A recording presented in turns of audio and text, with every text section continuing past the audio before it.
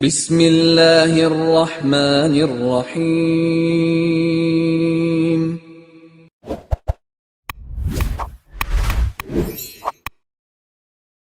السلام علیکم ورحمۃ اللہ وبرکاتہ۔ الحمد للہ وکفی وسلام علی عبادہ الذین اصطفی، اما بعد۔ حاضرین و ناظرین، یہ درس حدیث نمبر 308 ہے اور آج کا عنوان ہے تمام نبیوں اور رسولوں پر سلام بھیجنے کا حکم۔ روایت سماعت کے لیے ترجمے کے بعد تشریح کی جائے گی۔ بسم اللہ الرحمن الرحیم۔ عن عبید اللہ بن بریدۃ عن ابیہ رضی اللہ عنہ قال قال رسول اللہ صلی اللہ علیہ وسلم یا ابا بریدہ اذا جلست في صلاتك فلا تتركن التشهد والصلاة علي فإنها زكاة الصلاة وسلم على جميع الأنبياء الله ورسله وسلم على عباد الله الصالحين۔ ترجمہ یوں ہے، عبید اللہ بن بریدہ اپنے والد کا یہ بیان نقل کرتے ہیں۔ نبی رحمت صلی اللہ علیہ وسلم نے ارشاد فرمایا، اے بریدہ، جب تم نماز میں تشہد میں بیٹھو، تشہد کے کلمات اور مجھ پر درود بھیجنا ہرگز ترک نہ کرنا، کیونکہ یہ نماز کی زکوٰۃ ہے۔ اللہ تعالیٰ کے تمام انبیاء اور رسولوں پر بھی سلام بھیجنا اور اللہ کے نیک بندوں پر بھی سلام بھیجنا۔ بزرگان محترم، انبیاء کرام علیہم الصلاۃ والتسلیم وہ برگزیدہ ہستیاں ہیں جن کے ذریعے اللہ تعالیٰ نے انسانیت کو ہدایت بخشی۔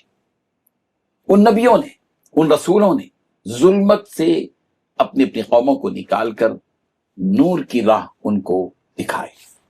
ان کا ذکر بندے کے دل میں ایمان کی حرارت پیدا کرتا ہے، اخلاق و کردار میں ان کے تذکرے بلندی لاتے ہیں اور زندگی کے مقصد کو واضح کرتا ہے ان نبیوں کا تذکرہ۔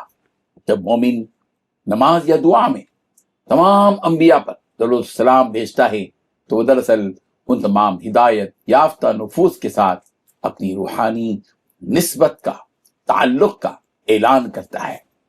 یہ اس بات کا اظہار ہے کہ وہ بھی اسی سلسلہ نور کا پیروکار ہے جس کی ابتدا حضرت آدم علیہ السلام سے ہوئی اور تکمیل نبی رحمت حضرت محمد مصطفیٰ صلی اللہ علیہ وسلم کا۔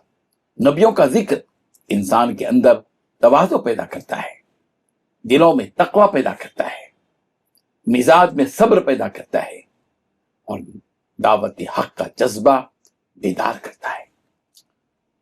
انبیاء کا تذکرہ یہ یاد دلاتا ہے کہ اللہ کے مقرب بندے کبھی دنیا کی لذتوں کے اسیر نہیں رہے، بلکہ رب کی رضا کے لیے انہوں نے ہر قسم کی قربانی دی۔